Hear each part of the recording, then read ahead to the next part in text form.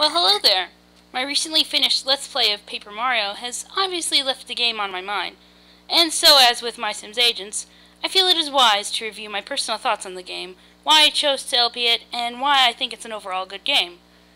Please keep in mind that this is my first Mario game, so I may be a bit blinded by nostalgia. While returning characters from previous Mario games are, if you pardon the pun, a bit flat, this is only because they are long-standing characters within a franchise and don't require being fleshed out any more than they already have been. The characters introduced in Paper Mario, however, are believable and somewhat realistic in terms of personality and goals. Of course, this is Mario series, so realism is not really a top priority, but still. The game's plot is basically your standard Mario series plot. The princess is kidnapped by Bowser, and Mario must fight to rescue her. Aside from the Star Spirit angle and the interaction with many unique characters, at its bare-bones level, the plot's not too complicated. This is one tried-and-true formula that really does work. The controls are easy to grasp and make sense pretty much at all times. Having the Z button used in place of the L button was an excellent control choice, considering that Mario's movement is controlled by the control stick instead of the control pad. Of course, this is present in most N64 games, like The Legend of Zelda Ocarina of Time and Majora's Mask, where you use the control stick instead of the control pad. But, you know, it's still a smart choice. While the simple paper style of Paper Mario may seem at first to be a sign of laziness on the developer's part, the animation of the paper models is very clean for Nintendo 64 standards.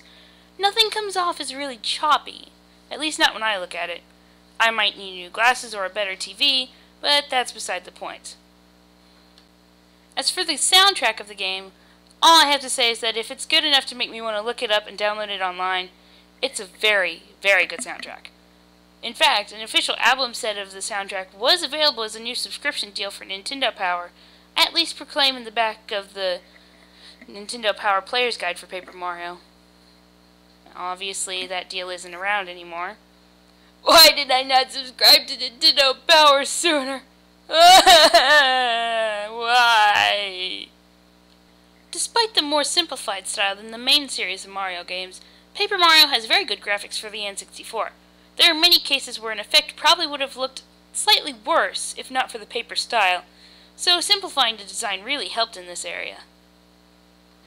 Sadly, there's no replay value in the sense that I'm familiar with, as in being able to continue playing the game after the credits have rolled. Because there really aren't extras after the main plot is taken care of, and all the side quests have to be completed before defeating Bowser for the final time.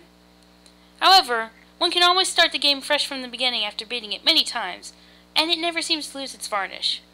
So I guess that's replay value in the older sense before they started putting post-credits content in video games. Forgive me! Paper Mario was my first Mario game. Jeez. Paper Mario is possibly my favorite Mario game, and definitely one of my favorite games of all time.